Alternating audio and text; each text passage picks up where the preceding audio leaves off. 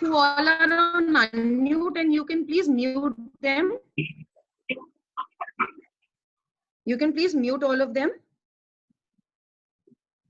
Okay. I begin with the presentation now.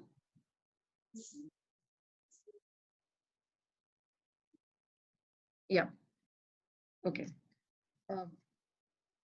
As you know, this novel coronavirus or COVID-19, as it is commonly called, this pandemic and the accompanying economic recession and the depression-like tendencies that we are witnessing is something that is unprecedented for our generation at least. And we have only read about it in textbooks like the Great Depression of 30, Spanish flu, and the 18. This crisis has already had its impact felt on the entire world. And as far as India is concerned, the international agencies have really reduced our growth forecast for 2020.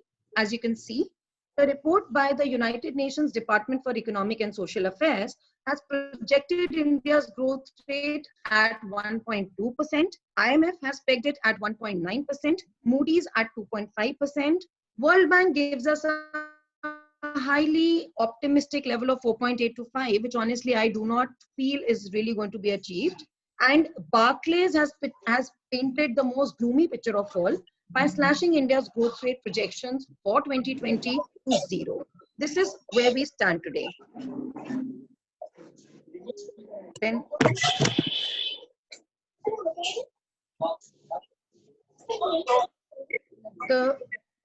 if we talk about the manufacturing sector, the data released by the NSSO on 10th May, just about 4 days ago, showed that the index of industrial production contracted an annual 16.7% compared to 2.7% expansion at the same time a year ago. This, as you can see from the graph, is the sharpest contraction in almost 39 years of the economic history of India. The CMIE data on employment has also painted a very gloomy picture, and the very gloomy unemployment scenario that we were already facing in the pre-COVID times has plunged even further. Now, this is a highly complex phenomenon because earlier our recessions, so please all of you, can you mute yourselves? I request you to please mute yourselves. So this is a highly complex phenomenon because earlier our recessions were either driven by the lack of demand or there were supply side slowdowns like the economic shocks. So, ma'am, please can you mute yourself?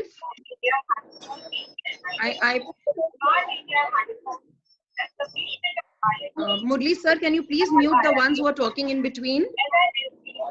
Okay, I'll tell you. Somebody is tampering with my slides. Please tell them not to work on them. Yeah, please. Can you give me I host request control? all of you to Can you give me host control? Yeah, only I am the host. Sir, Can you give me for a month? I'm holding it for a minute. Please keep in control with yourself. Yes, portfolio generation, advising investors, corporates, channelizing their IT activities and technology transfer. The company's latest venture, Empire, is engaged in creating valuable business for its clients while safeguarding their IP rights. So now, I would request the company to enlighten us on.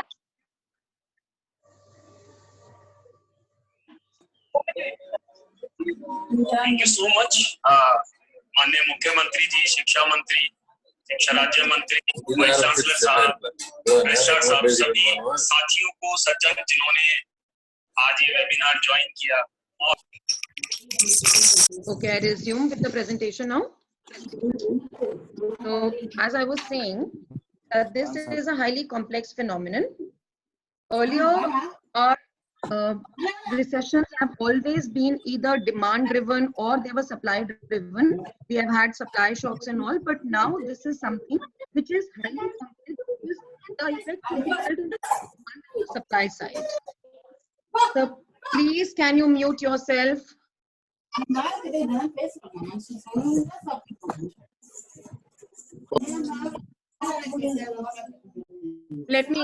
I'll just pause it again. Just let me put those people on mute. Otherwise, I'll be forced to put you out of the meeting room.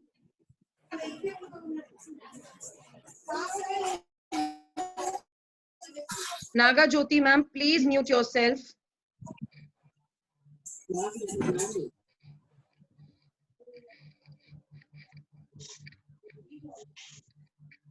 Just give me a second. I'm muting all those who are on unmute.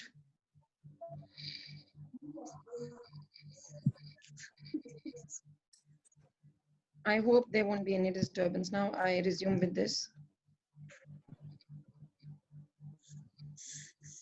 All right. So I was saying that this is a highly complex phenomenon because the effects would be felt on both the demand and the supply side parameters. There will be impacts both from and upon all sectors of the economy, like trade, tax collections, revenue generations, banking, NBFIs, socio-political dimensions.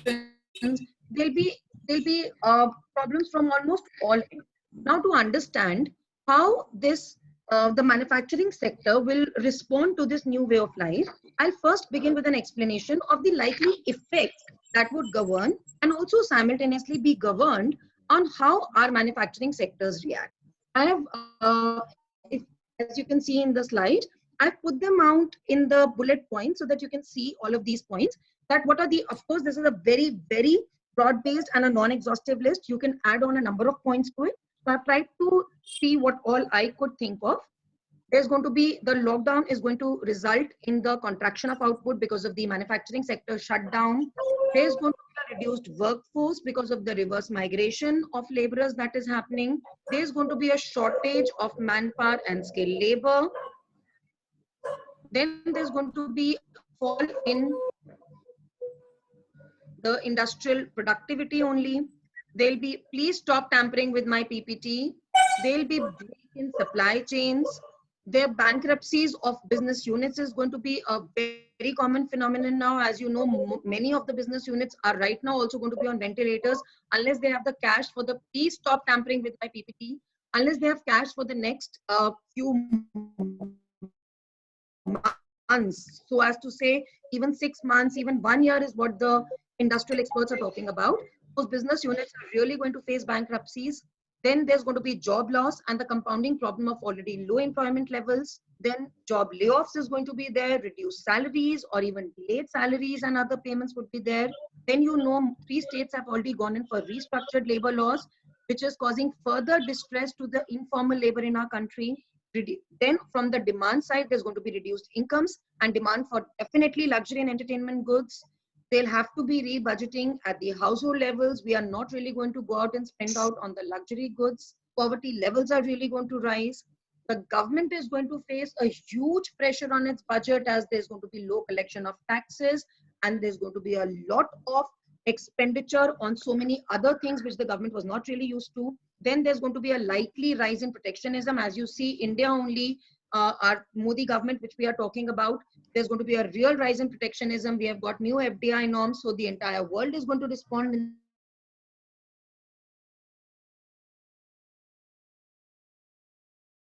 the similar manner. The US-China trade war is something which will even now, which is going to get enhanced because of this COVID problem now. And in the entire extreme situations, which we hope do not happen, there can be possible China-US tensions on the external fronts, and there can be escalated unrest, tensions, and class rifts on the domestic front. When the workers are not going to be paid, then the kind of clashes, the class wars that we have in earlier times, I just pray to God that we do not see that, but then these are the likely impacts which are going to have a lot of effect on the manufacturing sector in our country.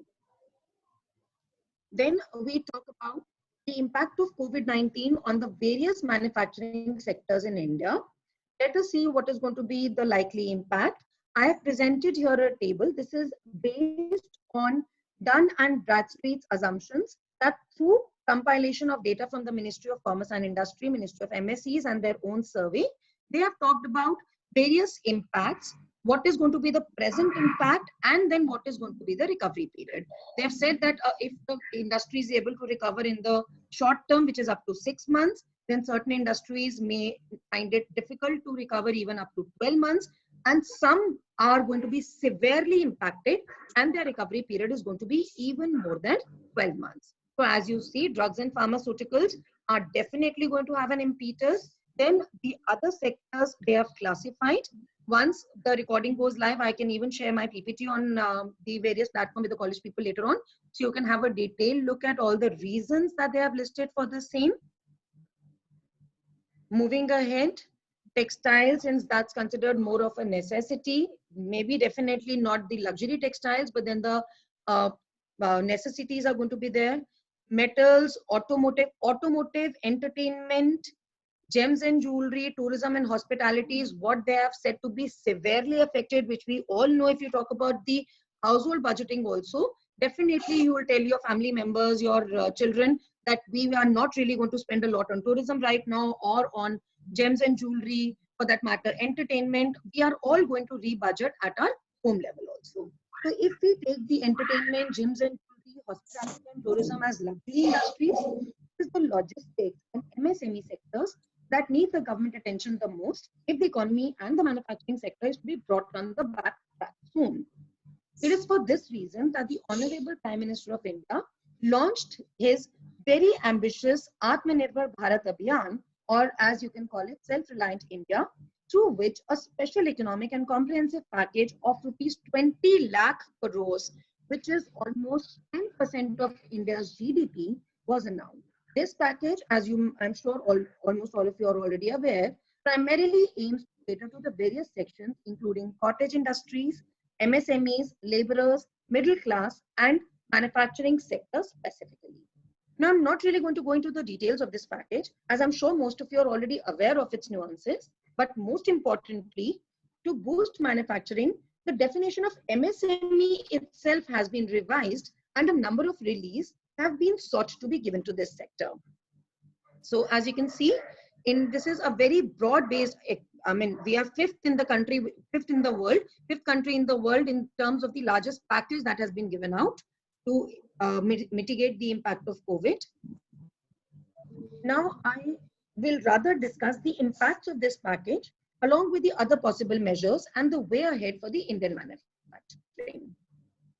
As you will all see too, the Atmanirbhar Bharat mission steps are highly welcome, but definitely much more are needed, especially for boosting the production and ensuring output growth in the manufacturing sector. Credit alone will not help if the business viability only goes down. It will not be easy for many MSMEs when production has been suspended for over 50 days now, and let's hope that it revives in lockdown after lockdown 4 happens.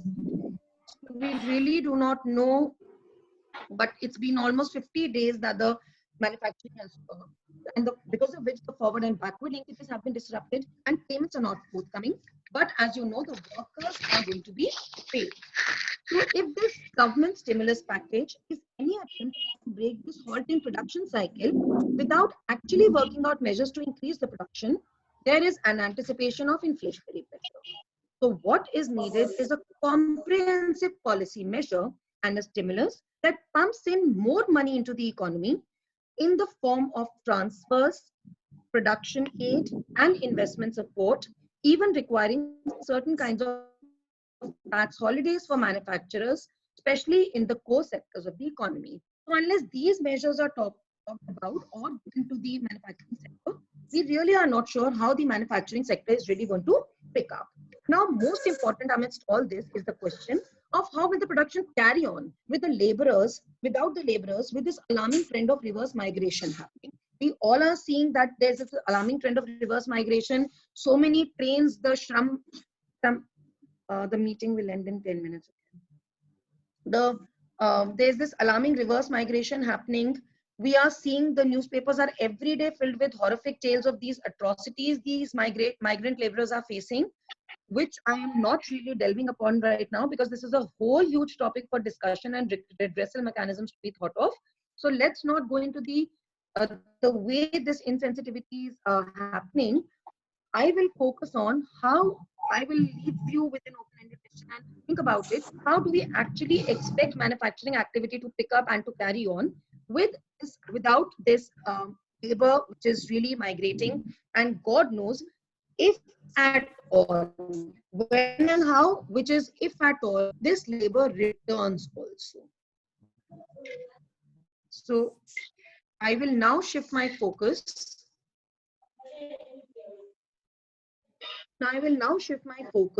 On the new possible global order. Sorry, let me go back to the previous slide. I don't know who's tampered with this slide. Are we really looking at a new possible global order now is what I'm going to focus the next section on.